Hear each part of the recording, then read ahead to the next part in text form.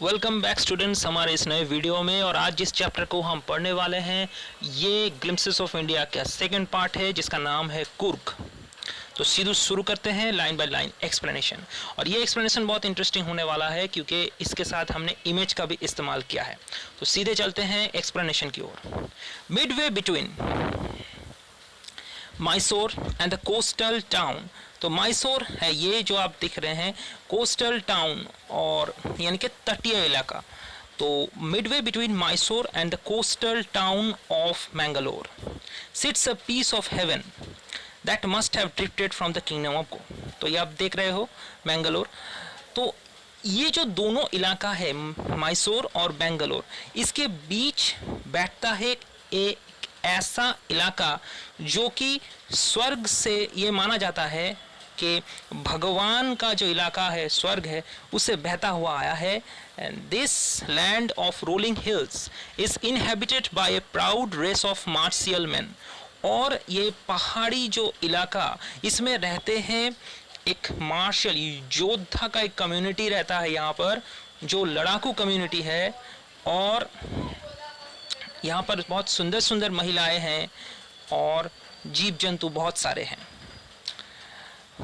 और इसी इलाके का नाम ही है कुर्ग और Kodagu, the smallest district of Karnataka. ये कर्नाटका का सबसे छोटा डिस्ट्रिक्ट है। यहाँ पर कुछ वर्ड मीनिंग हम बता देते हैं। ड्रिफ्टेड फ्रॉम का मतलब होता है बीन कैरिड अलोंग जेंटली, और मार्शियल का मतलब होता है हैविंग टू डू विथ वार, यानी कि युद्ध संबंध। अब ये जो देख पा रहे हैं आप स्क्रीन पे, ये है कुर्ग, ये सबसे छोटा डिस्ट्रिक्ट है और इसके इलाकों को यहाँ पर बताया गया है। हम और भी बड़ा करके देख सकते हैं कि यहाँ पर कौन कौन से इलाके हैं, यहाँ पर दिखाया गया है। Is a home to evergreen rain forests and spices coffee plantation. ये जो इलाका है इसमें एवरग्रीन रेन फॉरेस्ट है। एवरग्रीन रेन फॉरेस्ट क्या होता है, मतलब जे जहाँ पर पेड़ में हर वक्त हरे पत्ते रहते हैं, उसमें क्या होता है हम जानते हैं इस प्रोसेस को कि पत्ते आते रहते हैं, पत्ते गिरते रहते हैं। तो ऐसा लगता है कि किसी पर्टिकुलर सीजन में, जैसे डेसिडियस होता है कि उसमें क्या हो गया कि पत्ते झड़ा दिए, एक स्पेसिफिक सीजन में विंटर हो सकता है, तो उसमें क्या हुआ वो पत्ते झड़ा देते हैं। तो यहाँ पर ऐसा नहीं होता। एवरग्रीन रेन फॉरेस्ट में पत्ते तो झड़ते हैं लेकिन पत्ते आ भी जाते हैं।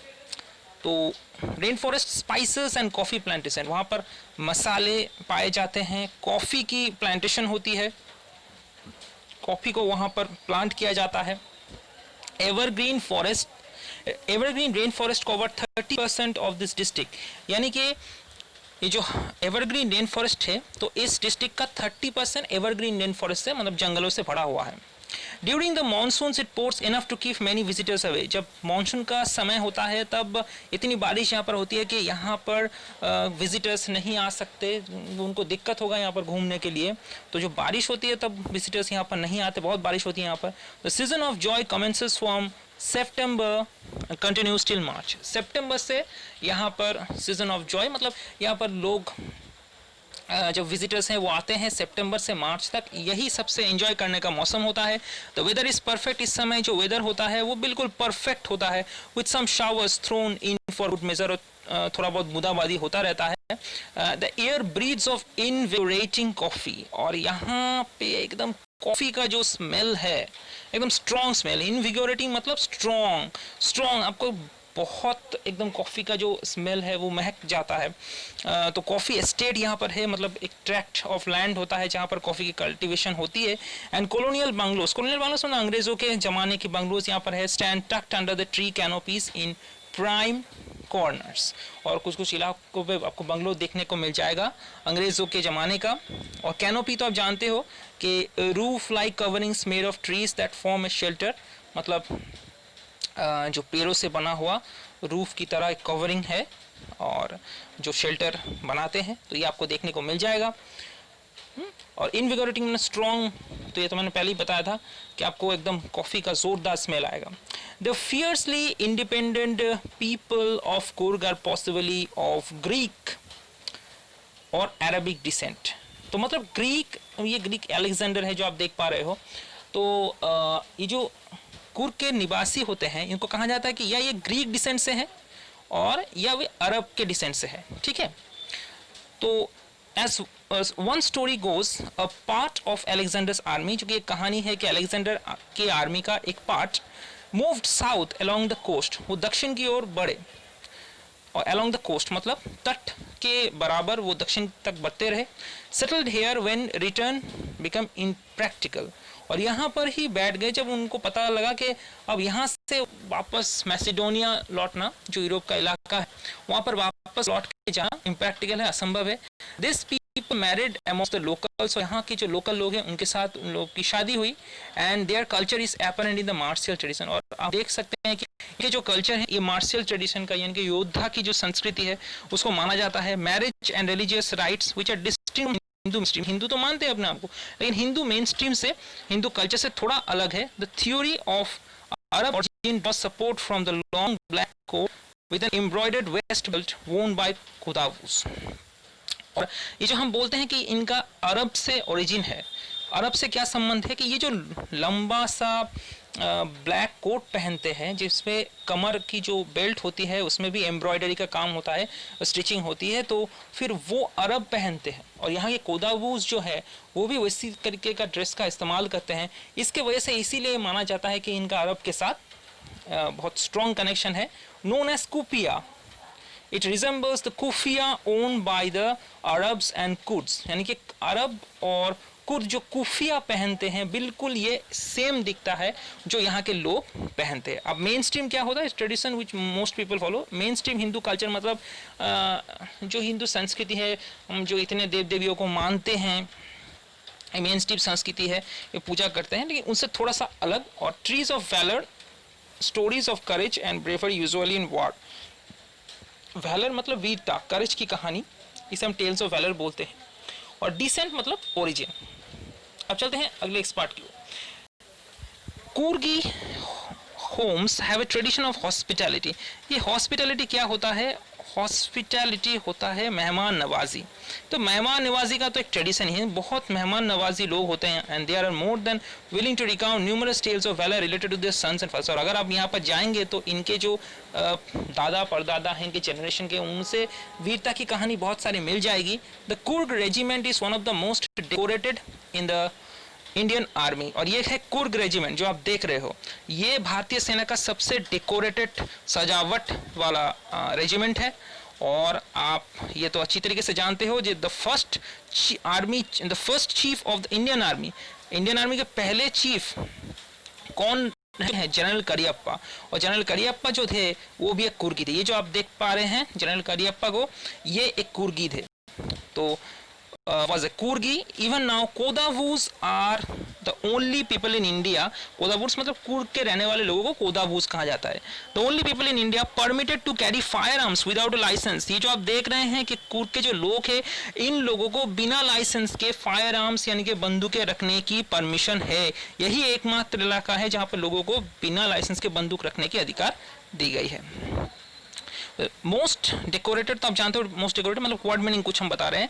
मोस्ट डेकोरेटेड का मतलब है having received the maximum number of awards for bravery in a war. मतलब सबसे सजावट मतलब यहाँ पर सजावट क्या होता है आर्मी में, तो सजावट मतलब सजावट की यहाँ पर महत्व यही होती है कि आप कितने अवार्ड्स जीते हो, कितने मेडल्स है। तो ये जो कुर्गी रेजिमेंट है इसमें वीरता की बहुत सारी गाथाएं हैं भारतीय सेना में, इसीलिए ये डेकोरेटेड ही। सबसे ज़्यादा अवार्ड मिले हैं इन लोगों को, सबसे ज़्यादा बलिदान दिए हैं देश के लिए ये लोग। The river Kaveri obtains it's water from the hills and forest of the Coorg. तो यहाँ पर कावेरी नदी आप देख सकते हो, और कावेरी नदी का पानी कहाँ से आता है, ये जो पहाड़ी इलाका देख रहे हो नीचे नदी है, यहाँ से जो झरने होते हैं वहाँ से ही ये पानी, ये नदी का जो पानी है वो यह पुष्ट होता है। और एक चीज़ हम बताते हैं कि दक्षिण भारत के, पढ़े भी हो ज्योग्राफी में, दक्षिण भारत की नदी की जो करंट है, फ्लो है, बहुत तेज़ होता है, इसलिए जो हाइड्रो इलेक्ट्रिक पावर स्टेशन ज़्यादा यहाँ पर है। It's water from the hills of Forest Cook. Mahasir, a large freshwater fish abound in these waters. तो यहाँ पर ये जो देख रहे हो महासीर मछली, तो यहाँ के जो फ्रेश वाटर में पाए जाते हैं, मतलब नदी के पानी में, फ्रेश वाटर में पीने लायक जो पानी होता है, तो यहाँ पर नदी के पानी की बात की जा रही है जहाँ पर ये महासीर मछली पाए जाते हैं, आप देख पा रहे हो। अबाउंड इन दिस वाटर, भरे हैं इस, मतलब इन नदी में भरे पड़े हुए हैं। Okay, kingfisher die for their catch, और जो किंग फिशर हैं तो किंगफिशर तो डुबकी मतलब मछली पकड़ने के लिए डाइव लगाते हैं, वाइल स्क्विरल्स एंड लंगूस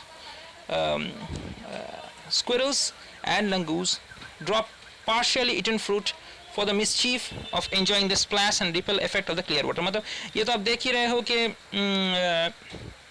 स्क्विरल्स हैं और मालाबार स्क्विरल्स, और उसके बाद जो गिलारी होती है और मालाबार गिलारी कितनी सुंदर दिखने में है। इसके बाद जो हम बात करेंगे लंगूस की, तो ये जो बंदर होते हैं, तो ये जो होते हैं ये क्या करते हैं, जो फल खाते हैं और फल को फेंक देते हैं, आधा खाने वाले फल फेंक देते हैं पानी में, तो पानी में फल को फेंकते हैं। और जो मतलब ये क्यों करते हैं वो, क्योंकि उस पानी में जो हम कभी कभी कहते हैं ना पत्थर फेंकते हैं तालाब के पानी में, इसका कारण कि उसका जो एक साउंड होता है या पानी में वो डूबता है, वो हमें मज़ा आता है, तो ये लोग भी मज़े के लिए करते हैं। अब कुछ बच्चे ये सवाल पूछने होंगे, सर इतना बड़ा मछली है तो इसको किंगफिशर कैसे पकड़ेगा, मछली थोड़े ही पहले ही इतना बड़ा हो जाएगा क्या, छोटा छोटा होगा ना। तो जो किंगफिशर है तो पहले तो छोटा छोटा ये इसके जो बच्चे हैं उसको पकड़ेंगे। ओके, ये डाउट एक क्लियर होता है। अब इसके बाद हम चलते हैं अगले की ओर। Enjoying the splash and ripple effect in the clear water, elephants enjoy being bathed and scrubbed in the river by mahouts। मतलब माहूत जो हाथी को चलाते हैं, ठीक है, तो यहाँ पर उन लोगों को नहाते हैं, उसके स्क्रब कर देते हैं, तो ये मज़ा लेते हैं यहाँ के नदी में। जो एलिफेंट्स बहुत संख्या में दक्षिण भारत में बहुत ज़्यादा है, जो एशियन एलिफेंट है, तो उसको नहाना वो पसंद करते हैं बहुत ज़्यादा। अब हम थोड़ा कुछ वर्ड मीनिंग जान लेते हैं। मिसचीफ का मतलब है प्लेफुल बिहेवियर, रिपल इफेक्ट का मतलब है small wave of series of waves on the surface of water specially as caused by slight breeze or often dropping into it. Mahouts a person who works with rides and tends an elephant the most tends elephant. इसके बाद the most laid back individuals become convert to the life of high energy adventure with river rafting. अब क्या होते हैं कि जो यहाँ पर लोग आते हैं एडवेंचर गेम के लिए, कौन कौन से एडवेंचर गेम, जैसे हाई एनर्जी जिसमें बहुत शक्ति लगती है, ताकत लगती है, जैसे रिवर रैफ्टिंग। ये है रिवर रैफ्टिंग का जो गेम है, आप देख सकते हो, तो बहुत मज़ा आता है ये करने में। तो लोग आते हैं, और हम तो बताए हैं कि सितंबर से मार्च का सीज़न होता है जिस समय लोग यहाँ पर आते हैं। एंड कैनोइंग और कैनोइंग करने के लिए भी आते हैं लोग यहाँ पर। तो यहाँ पर एक चीज़ हम बता देते हैं कि अब आप सोचोगे कि रिवर रैफ्टिंग तो दुनिया के बहुत सारी जगह में किया जाता है, यहाँ पर क्यों लोग आते हैं। इसका मतलब हम पहले ही बता चुका हूँ कि जो नदी का फोर्स है बहुत ही हाई है, ठीक है, तो ये जो फोर्स हाई है यहाँ पर ही अब इस गेम को खेलने में मज़ा है। रिवर राफ्टिंग को करने में यहीं पर ही मज़ा है। और कैनोइंग जो है इसको हम बता दें, इसको हम कहते हैं कैनोइंग। कैनोइंग का मतलब है इस तरीके का नौका होता है जो नैरो टाइप का होता है, इसमें 2 जन लगभग बैठ सकते हैं, इसको चलाने भी आपको मज़ा आएगा। और ये तो ग्रुप में चलाते हैं इसको, ठीक है, रिवर राफ्टिंग में एक राफ्ट होता है ये, और इसको हम इस नाव को हम कहते हैं कैनो। ओके, और ये तो आप देख ही रहे हो क्या हो रहा है इसको। इसको क्या बताते हैं, ये चढ़ाई करना ना पहाड़ में, तो इसको हम बोलते हैं रॉक क्लाइंबिंग। ये है रॉक क्लाइंबिंग, यानी कि पहाड़ी में चढ़ाई करना। Okay, clear. और इसके बाद है माउंटेन बाइकिंग। ये देखो, ये माउंटेन बाइकिंग है। तो माउंटेन बाइकिंग मतलब ये जो साइकिल होते हैं या बाइक से जो ऊबड़ खाबड़ ज़मीन पे इसको चलाना, तो ये भी मज़ेदार खेल होता है। और यहाँ पर एक चीज़ बता दें कि इसको भी हम रैपलिंग बोलते हैं। तो ये है रैपलिंग। तो रिवर राफ्टिंग, तो आपको गेम को नाम एक बार बता देते हैं, ठीक है, ध्यान से देखना इसको। इसको हम कहते हैं, पहले वाला ये जो देख रहे हो आपके स्क्रीन पे है, ये है river rafting. Okay, river rafting, इसे राफ्ट बोलते हैं जहाँ पर लोग बैठे हुए हैं। इसके बाद अगला आता है रॉक क्लाइंबिंग, यानी कि पहाड़ में चढ़ाई करना, रॉक क्लाइंबिंग। इसके बाद ये जो आप देख रहे हो इसे कैनोइंग कहते हैं, ये जो नाव पे बैठे हैं इसे कैनो बोलते हैं। और इसके बाद ये वाला जो है इसे बोलते हैं रैपलिंग, यानी कि दरी से इस तरीके से सीधा आपको चढ़ना पड़ता है और यहाँ पर एक रोप होता है, तो ये है रैपलिंग। इसके बाद आता है माउंटेन बाइकिंग, यानी कि साइकिल या बाइक लेके ऊबड़ खाबड़ इलाके में चलाना। ये तो आप देखे भी होंगे बहुत सारे वीडियो। और numerous walking trails in the region are a favourite trekkers. और ट्रेकिंग किसे कहते हैं, ये है ट्रेकिंग, मतलब आपको ऊपर खाबड़ जमीन में चलना, ठीक है। और तंबू, बीच में तंबू लगा के रहना, तो एक बहुत एंजॉय, आपको बहुत खुशी होती है। और एडवेंचर स्पोर्ट्स जो पसंद करते हैं वो यहाँ पर आते रहते हैं। ज़्यादातर फॉरेनर्स यहाँ पर आते हैं ये सब गेम खेलने के लिए। और इसके बाद हम चलते हैं अगले पोर्शन की ओर। तो canoeing, the travelling in river with a canoe, ये तो बोलो। Rappelling, going down cliff by sliding down the rope, मतलब पहाड़ से नीचे, रॉक क्लाइंबिंग में तो आप ऊपर उड़ रहे हो, और यहाँ से पहाड़ से एकदम नीचे उतरना उस रोप को पकड़ के। उसका उल्टा है, रॉक क्लाइंबिंग का उल्टा है रैपलिंग। और ट्रेल्स मतलब ये जो लोग चल रहे हैं ना, जो रास्ते क्रिएट हो रहे हैं, इसको हम ट्रेल्स बोलते हैं। तो birds, bees and butterflies are there to give you company. वहाँ पर पंछियाँ है, बीज है, मधुमक्खियाँ है, वहाँ पर तितलियाँ हैं तुम्हें संग देने के लिए। और ये तो मैकाक्स बंदर है, मालाबार स्क्विरल है, और जो बंदर है जो लंगूर्स हैं। तो और स्लेंडर लॉरिस, ये एक स्पेशल टाइप का जो है एनिमल, तो ये आप देख ही रहे हो, इसे स्लेंडर लॉरिस कहते हैं। तो keep a watchful I from the tree canopy, ये पेड़ जो पत्ते के छांव से आपके ऊपर नजर रखेंगे। I do however prefer to step aside for wild elephants, और वाइल्ड एलिफेंट्स से तो हम दूर रहना ही पसंद करेंगे। The climb to the Brahmagiri hills, ये है आपका ब्रह्मगिरी हिल्स, जो ऊंचा दूर में दिखाई दे रहा है पहाड़। तो ये आपको मज़ा आएगा बहुत जब आप ब्रह्मगिरी हिल्स के ऊपर चढ़ाई करोगे। Brings you into a panoramic view of the entire misty landscape. वहाँ पर चढ़ जाओगे तो पूरा कुर्ग दिखाई देगा, कितना सुंदर नज़ारा है वो। आप सोचो, कुर्ग का पूरा कुर्ग दिखाई देता है। ये walk across the rope bridge, और यहाँ पर एक रोप ब्रिज, तो रोप ब्रिज पे आपको चलना पड़ेगा यहाँ पर। तो ज़बरदस्त यहाँ पर इंटरेस्टिंग मौसम है। और लीड्स टू 64 एकड़ ऑफ आइलैंड ऑफ निसारगदमा। निसारगदमा जो आइलैंड है, ये है निसारगदमा आइलैंड। तो निसारगदमा आइलैंड पे आपको यहाँ पर लेके जाएगा वो। 64 एकड़ तक फैला हुआ है। Running into the Buddhist monks from the India's largest Tibetan settlement at nearby बाइलाकुप्पी।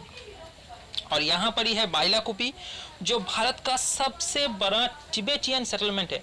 आप जानते हो कि चाइना ने तिब्बत पर कब्जा कर लिया था, और वहाँ पर जो बुद्धिस्ट लोग थे, वहाँ से वो लोग भाग के आ गए और भारत में वो लोग रहने लगे। तो सबसे बड़ा जो बुद्धिस्ट मंक रहते हैं जिस इलाके पर, तो ये है ये इलाका, और ये है बाइलाकुप्पी। तो ये बाइलाकुप्पी में आप देख रहे हो, यहाँ पे जो बुद्धिस्ट मोनास्ट्री है ये बाइलाकुप्पी है। लोग देखने के लिए आते हैं यहाँ पर। इसे bonus the Monks is red ओकर एंड येलो रोब्स। तो ये जो बुद्धिस्ट मॉन्क है, रेड येलो रोब पे, लाल और जो गोल्डन कलर की जो रोब है वो पहन के रहते हैं यहाँ के जो मॉन्क होते हैं। Amongst the many surprises that wait to be discovered by visitors searching for the heart and soul of India right here in Coorg. तो भारत का, तो कभी कभी कुर्ग को स्कॉटलैंड ऑफ इंडिया भी कहा जाता है। इतना शानदार नज़ारा है। अगर आपको लोगों को मौका मिले तो ज़रूर यहाँ पर विजिट करना। कोई अगर जा भी चुके हो तो ठीक है, और अगर नहीं गए हो तो ज़िंदगी में मौका मिले ज़रूर जाना, क्योंकि हमारे भारत में ये इतने सुंदर सुंदर इलाके हैं जो हमें देखने का अभी तक मौका नहीं मिला है। तो इसी के साथ ही ये चैप्टर को यहीं पर हम समाप्त करते हैं। That's all for today.